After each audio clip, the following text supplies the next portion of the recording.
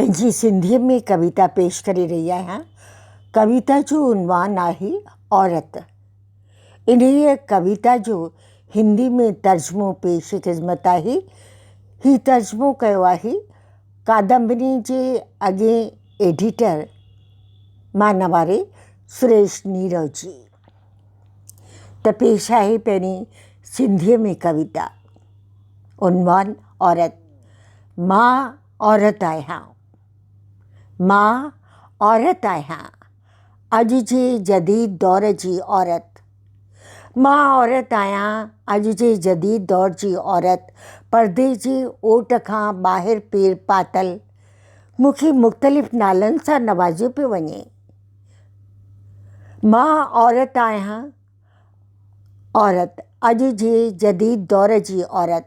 पर्दे जे ओट खां ॿाहिरि पेर पातल औरत, मूंखे मुख़्तलिफ़ नालनि सां नवाज़ियो पियो वञे।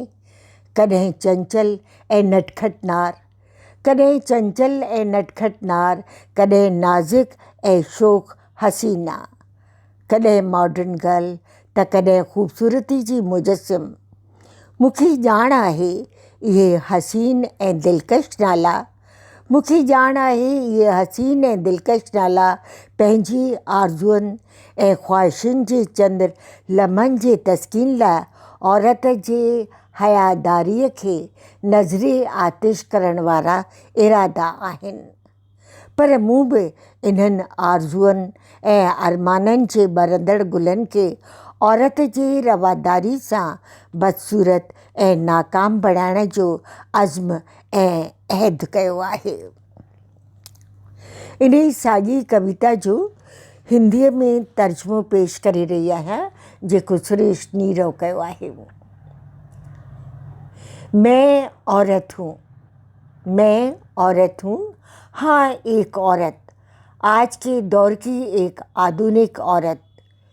पर्दे के पिंजरे से निकलकर स्वच्छंद आकाश में उड़ती एक आज़ाद औरत। जाने कितने तो नाम दिए हैं इतिहास ने, ज़माने ने इस एक औरत को। जाने कितने तो नाम दिए हैं इतिहास ने, ज़माने ने इस एक औरत को। कभी चंचल कभी नटखट नारी कहा, कभी चंचल कभी नटखट नारी कहा, कभी छुई मुई सी लज्जाने वाली रूपसी, कभी सुंदरता की बेमिसाल प्रतिमा।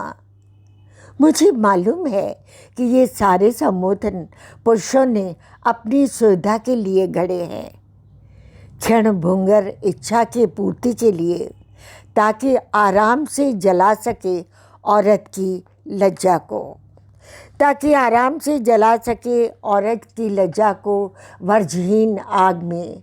मगर मेरा भी संकल्प है कि मैं नहीं जलने दूंगी अपनी लज्जा, अपना अस्तित्व।